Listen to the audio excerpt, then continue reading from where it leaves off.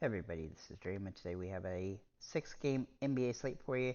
This slate features a few good games here. We have a pretty good slate. NBA has been really rough this week with injury reports. My gosh, and it's going to continue today. And on a little bit of a smaller slate, there's actually more value on the slate than we've had in a while, but it's still kind of not great. It's really hard to find a lot of good options on the slate in general. So we do have 6 games. We have Washington, Orlando, with Orlando favored by 11 points. They are 237 point total in that one. Boston and Philly is the lowest, one of the lowest scoring games on the slate at 225 with a -6 to Boston. Dallas and Memphis have one of the highest scoring games on the slate at 230 with 9.5 point favorite to Dallas. For the Knicks and Toronto, Toronto is a 2 point favorite and just a 217 total points, which is the objective lowest on the slate. San Antonio Spurs and New Orleans has 12.5 point favorite to New Orleans. They actually have the highest scoring game on the slate at 237 as well, just like Washington and Orlando. And then Denver and Phoenix have a 225 total, which is in the middle, and a -2.5 point favorite to Denver. This injury report is pretty crazy. We got for the Wizards, Wright is out. For the Magic, Isaac is questionable, and Carter Jr. and Fultz is out. For the 76ers, Embiid is questionable, and Oubre and House are out. For the Celtics, Porzingis remains out. For the Grizzlies, Tillman is questionable, Smart and Kennard are out, as well as all the other guys that haven't played yet this season. Mavs, Hardaway Jr. is questionable. For the Spurs, Wembyama is questionable, Vassell is questionable, McDermott is questionable. For the Pelicans, Nance is out. For the Nuggets, Gordon and Murray are both questionable. For the Suns, Beal is out and Booker is questionable. So we have a lot of injuries on the smaller slate. Almost every team has some injuries to deal with today that could affect fantasy. But I do have a couple core plays, one being Derrick Rose, one being Nikola Jokic. So we'll get into the slate here. So we'll start with Joker. Joker is obviously the most expensive player in the NBA. Basically, he's $12,400. He actually came down $400, but he's had 4 monster games in a row with at least 67 fantasy points or more. And this is a great matchup for him. He has averaged 73 fantasy points against them the last 2 seasons. And so I like his potential here against Phoenix. This should be a pretty good scoring game, and he's definitely got some potential in this one. If you want to go contrarian off of him, you can go to Luca, who's a little bit cheaper by $1,000. He's also had averaged 71 fantasy points a game against Memphis the last 2 seasons, so he gets some potential there as well.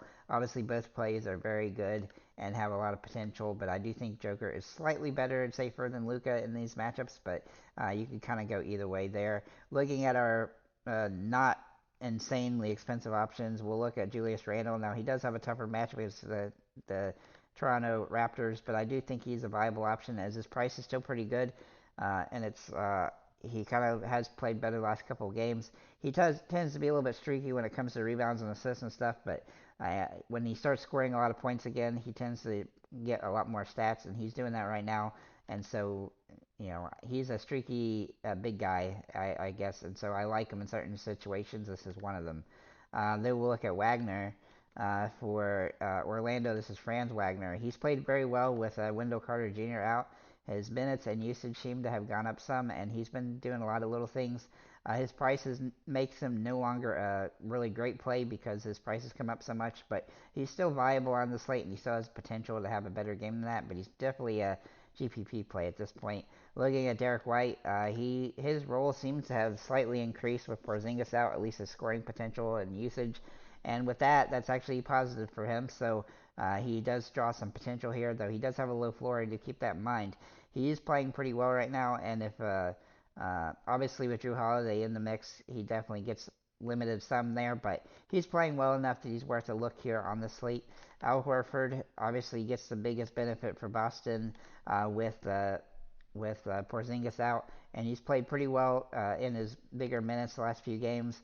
Do keep in mind that he does have a low floor, and if Embiid was to play, that would definitely be an unappealing option for Horford, as Horford is not as young as he used to be, obviously. So he's still got some viability today, but I would actually much like Horford more if Embiid is ruled out.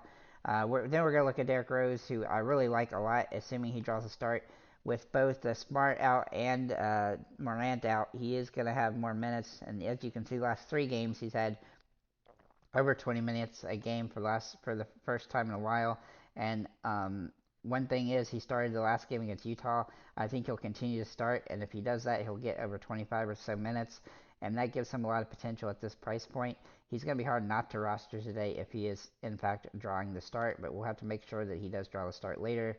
Then we're going to look at Okogie for Phoenix. Now, he is risky as he's recently joined the starting lineup again the last couple of games, and he has not particularly played well, but he's cheap and he helps you pay up for other options.